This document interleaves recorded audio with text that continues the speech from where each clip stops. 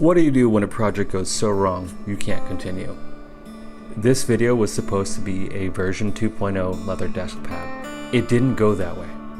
Here's what happened. Roll the tape. No. Let's get back to before the incident.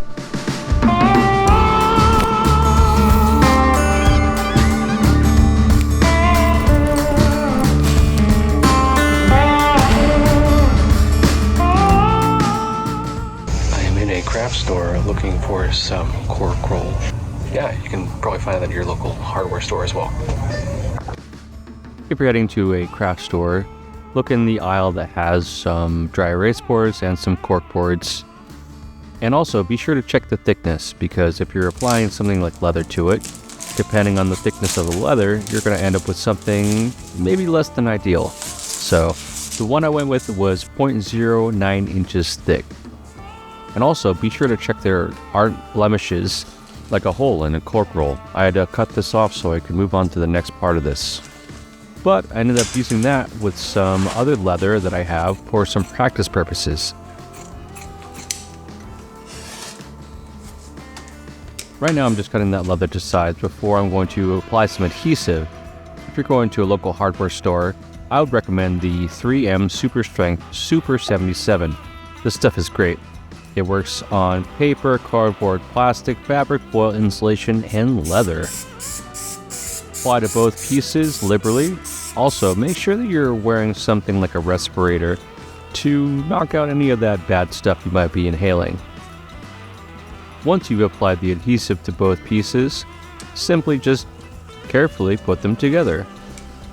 And once you've done that, you can start detailing the edges like I've done here. And I'm just trying to use a circle on the edge here, which is going to be the final piece for the leather desk pad. And with my Japanese edge knife, I'm cutting off the edge to get that nice rounded corner. And this is going to be for the next part of the process. My good friend Nathan, some years ago, donated to me a Bernina 1130 sewing machine. This machine is made in Switzerland, and it is fantastic. I don't sew a lot of stuff on a machine. Everything that I normally do is by hand. However, this project, this desk pad, is primarily just going to be a cosmetic stitch. I'm trying a bunch of different things here because I've never really used a sewing machine, maybe once or twice when I had one back in the day. But I'm trying to get used to this sewing machine because I ultimately want to do things like bags and other different projects with it. Right now I'm just trying to get the stitch to look right, to figure out the tension on it, to figure out what I need to do with the leather and the cork. And right now I'm cutting to size the 18 inches by 24 inches that's going to be for the desk pad. Trying to get as much out of that cork as possible before I take it to some russet harness leather. I just thought it looked really gorgeous, and it's going to take on a lot of character, and it's going to patina really well over time and use. And I checked that it is 18 inches by 24. It's kind of a big piece, kind of cumbersome to work with. But I started cutting up the leather to get everything ready to go before I'm going to apply the adhesive. And make sure you have some good ventilation and you're wearing something like a respirator before you do that. Apply it liberally to both sides before you stick them together. And you're going to see what's happening here with the cork and the leather and what happened with my small error that ended up being a rather drastic one. Simple touch, and that's it. It is immediately adhered. And I'm slowly trying to pull it apart, trying to get a little bit more leverage, and it rips. Yep, it just ripped. Yep. You can hear me there saying, yep, it just happened. For some reason, I decided to put it together. I decided to just say, you know what, this has got adhesive on it. I'm going to apply it. I'm not going to get a leather desk pad out of this, but for some reason in my head, I thought it was going to work. Now, how boring would life be without obstacles, without challenges, without something to go wrong? And oftentimes, things do go wrong. And what I'm learning is that part of being a craftsman is showcasing how you problem solve. And not everything is going to go perfectly every single time. I mess up all the time. I had a moment where I was mid-panic and I was like, I'm gonna cut all this. You're not gonna see any of this. It's just gonna be the finished product. I'm gonna try all this again. And I stopped. I paused.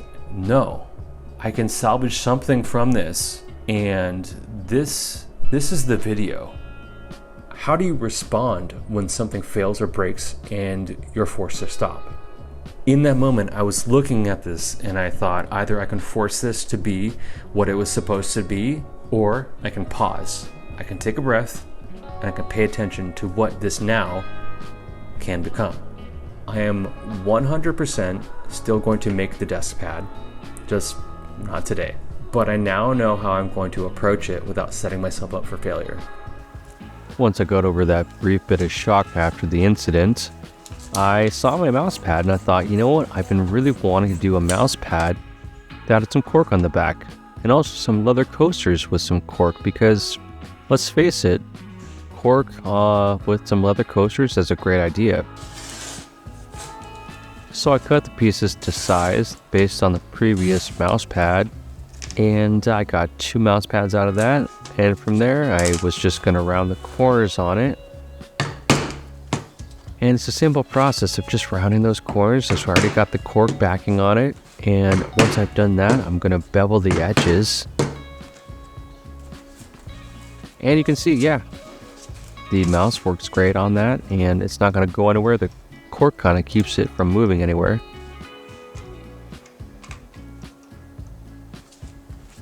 And once we're done with that, we're going to bevel those edges.